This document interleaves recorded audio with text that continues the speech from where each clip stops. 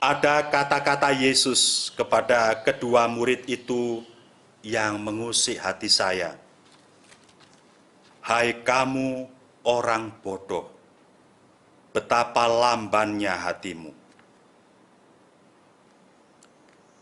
Dalam optimisme, sukacita kebangkitan, dan semangat yang berkobar-kobar, marilah kita sadari sepenuhnya agar kita tidak tersesat dalam kegelapan masa depan.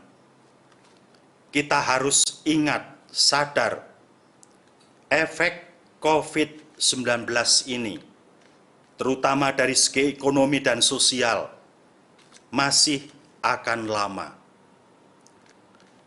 Pemerintah sudah memperpanjang masa darurat sampai awal Juni.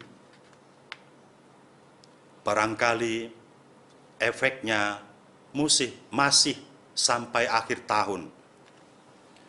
Barangkali akan banyak hal yang tak terduga di masa depan. Saya tidak menakut-nakuti, namun kemungkinan akan ada beberapa pengusaha, juga perusahaan yang bangkrut. Baik BUMN, apalagi swasta. Akan ada banyak PHK atau sekurang-kurangnya pengurangan pemotongan gaji. Akan ada banyak pengangguran, maka juga akan ada pencurian atau bahkan perampokan. Akan ada banyak orang tanpa penghasilan, dan karena itu kelaparan, sebab tidak ada yang dapat digunakan untuk membeli makanan. Akan ada banyak orang frustasi dan stres.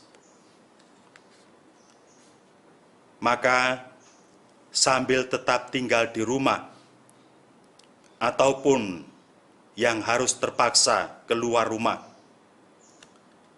dalam semangat Laudato Si Bapa Suci Paus Fransiskus, bahwa bumi ini adalah rumah kita bersama, juga berarti bahwa NKRI ini adalah juga rumah kita bersama. Mari kita dengar peringatan Tuhan. Hai kamu orang bodoh, mengapa kamu lamban mengerti? Maka sambil tetap di rumah, sekali lagi, atau terpaksa harus keluar rumah, dalam semangat Laudato Si Bapa Suci Paus Fransiskus, bahwa bumi adalah rumah kita bersama, juga bahwa NKRI ini adalah rumah kita bersama. Mari kita manfaatkan sekecil apapun lahan yang kita punyai. Apalagi kalau kita punya lahan yang luas, untuk berjaga-jaga. Tanamlah tanaman umbi-umbian yang cepat bisa dipanen sebagai persiapan persediaan makanan. Tanamlah apotek hidup sebagai ganti obat-obatan yang mungkin harus kita beli kalau kita sakit, untuk mendukung habitus hidup sehat dan menambah daya tahan dan imunitas tubuh.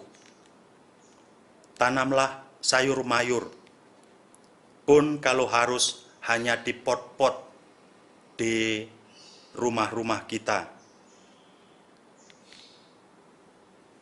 Janganlah hidup boros, tetapi hemat.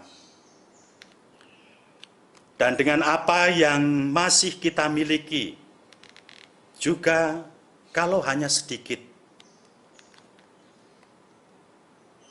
mari tetap berbagi dengan mereka yang kekurangan. Jangan sampai ada tetangga kita yang meninggal, bukan karena COVID-19, tetapi karena kelaparan. mari kita sehati dan seperasaan dengan semua orang. Kita bangun budaya hidup baru, hidup sehat, rukun, dan harmonis, sungguh dalam persaudaraan sejati, seperti dikatakan Petrus, dengan tanpa membeda-bedakan orang, tetap membantu mencegah penyebaran COVID-19, tetap menjaga keutuhan NKRI, sehati seperasaan dengan saudara dan saudari kita dari berbagai latar belakang apapun, tetap berbuat baik dan beramal, pun kalau kita sendiri juga kekurangan.